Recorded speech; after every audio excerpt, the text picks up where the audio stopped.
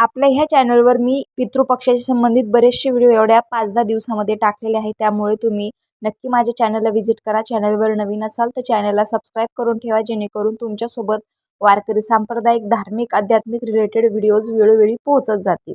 तर आजच्या व्हिडिओमध्ये मी पितृपक्षामध्ये भरपूर गोष्टी दान करण्यात महत्त्व आहे, पण तरीही तीळ दान करण्याचं काय महत्त्व आहे आणि कोणते तीळ दान करावे, म्हणजे सफेद तीळ दान करावे की काळे तीळ दान करावे, हे तुम्हाला या व्हिडिओमध्ये मी सांगणार आहे. पितृपक्षात तीळदान करणे शुभ मानले जाते. तीळदान केल्यामुळे होणारे लाभ पुढील प्रमाणे आहेत. धर्मशास्त्रानुसार तीळ हा पितरांचा आहार मानला जातो. त्यामुळे जेव्हा तुम्ही पितरांचे तर्पण करता आणि त्यांना भोजन देता, तेव्हा त्यात तीळ नक्कीच समाविष्ट करा.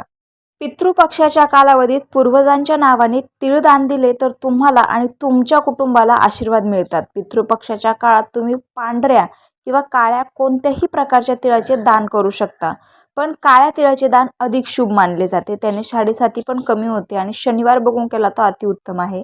धार्मिक मान्यता आहे की तुम्ही पितरांना काळ्या तिळाचे दान केले तर त्यांना मोक्ष प्राप्त होतो आणि जर ते भटकत असतील तर त्यांना मुक्ती मिळते.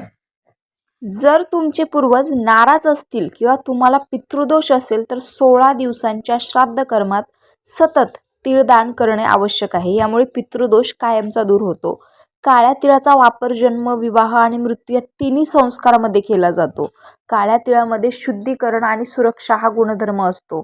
काळ्या तिळाचा संबंध शनिदेवाशी आहे. त्यामुळे पितरांना प्रसन्न करण्यासाठी मुख्य सामग्री म्हणजे काळे तीळ असे मानले जाते. पितृपक्षात पडणाऱ्या एकादशीला भगवान विष्णूंना काळे तीळ अर्पण केल्याने घरात सुख आणि समृद्धी राहते असे म्हणतात. शनिवारी सूर्यदेवांना काळ्या तिळाने अर्घ्य दिल्याने, म्हणजे आपण जे तांब्या असतो, तांब्याचा असो किंवा स्टीलचा आहे, त्याने जर तुम्ही अर्घ्य देत असाल तर त्यामध्ये पाण्यामध्ये थोडेसे काळे तीळ टाकून कुंडलीतील शनीसाठी सगळी संपते. दुधात काळे तीळ मिसळून हे दूध पिंपळाच्या मुळावर अर्पण केल्यास सौभाग्यात वाढ होते असे म्हणतात. आता हे उपाय तुम्हाला पितृपक्ष सुरू झाल्यापासून तर सर्व पितृ अमावस्यापर्यंत कधीही केले तरी चालतील, म्हणजे त्याला विशेष असा दिवस नाही, पण शनिवारी अतिउत्तम मानलं जातं. तर रामकृष्ण हरी.